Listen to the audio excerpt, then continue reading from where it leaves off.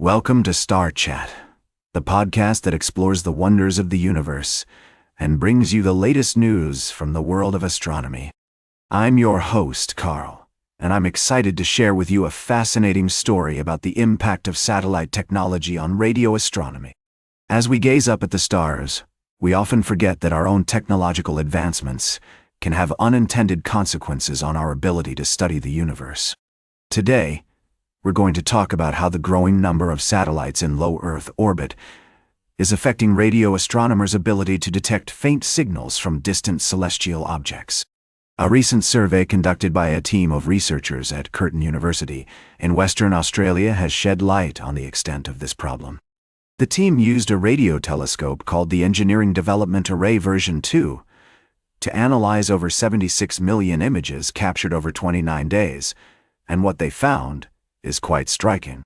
It turns out that the Starlink satellite network, operated by SpaceX, is the main culprit behind the interference in radio astronomy observations. The team detected over 112,000 signals from nearly 1,800 unique Starlink satellites, with some of these signals being strong enough to overwhelm the faint radio signatures of celestial objects. But here's the thing. It's not just the number of satellites that's the problem. It's also the fact that they're emitting radio waves in protected frequency bands.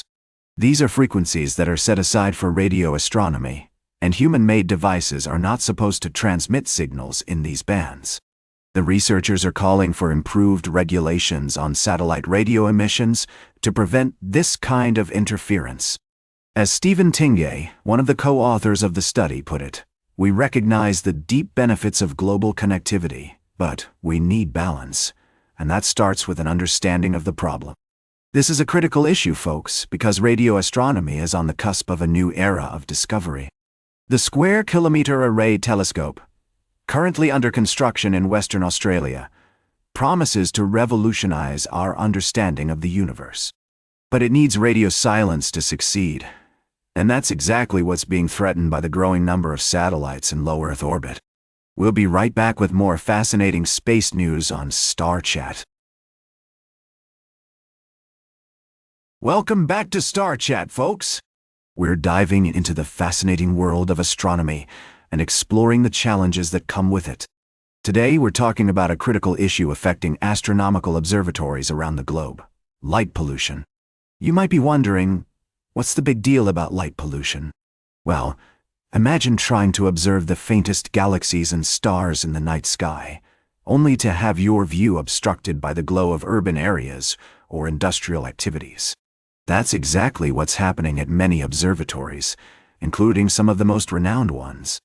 For instance, the European Southern Observatory in northern Chile, which operates 4 of the world's largest optical telescopes, is facing a new challenge.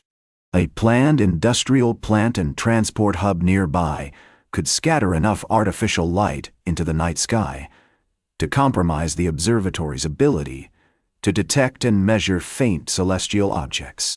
This isn't just a problem for astronomers, it affects us all. Did you know that around 80% of the world's population can't see the Milky Way at night due to light pollution? It's not just about stargazing. It's about preserving our natural heritage and appreciating the beauty of the night sky. The International Astronomical Union has declared that there is a universal right to starlight, emphasizing the importance of preserving dark skies for future generations. As we continue to urbanize and develop our planet, it's essential to find a balance between progress and preservation. So, what can be done about light pollution? For starters, observatories and local communities can work together to implement stricter lighting regulations and reduce artificial light emission. It's a complex issue, but by raising awareness and taking action, we can help protect our dark skies and ensure that future generations can continue to explore and appreciate the wonders of the universe. Stay tuned for our final story of the day, right here on Star Chat. Welcome back to Star Chat. As we conclude our journey through the vast expanse of astronomical wonders, I'd like to share with you a fascinating story about how cameras that mimic human eyesight could revolutionize the field of astronomy.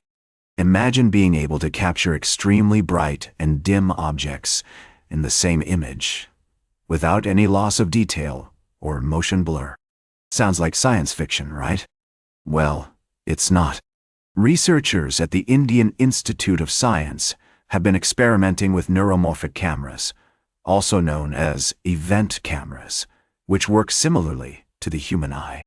Each pixel is only sampled if the brightness at that spot has changed, storing less data and operating at much higher frame rates.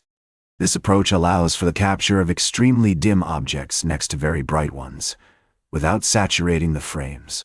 The team installed a neuromorphic camera on a telescope and was able to clearly capture meteorites passing between Earth and the Moon, as well as an image of the Sirius binary system, which consists of the brightest star in the night sky, Sirius A, and its faint companion, Sirius B.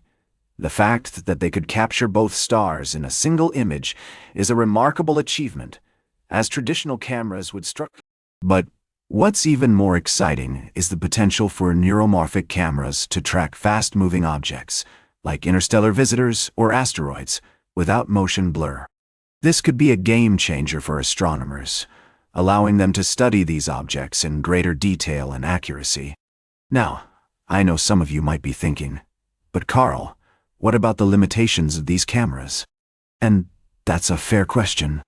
While neuromorphic cameras offer unique advantages, they do have lower resolution and photon capture efficiency compared to traditional sensors. However, as technology advances, we can expect to see improvements in these areas. As we wrap up today's Star Chat, I want to leave you with a sense of wonder and awe at the incredible advancements being made in astronomy. From cameras that mimic human eyesight to telescopes that can see into the distant universe, we're living in an era of unprecedented discovery and exploration. That's all for today's Star Chat. Remember to like, share, and subscribe. And until next time, remember to keep looking up at the stars. Who knows what wonders await us in the vast expanse of the cosmos? Until next time, stay curious, keep exploring, and let's reach for the stars together.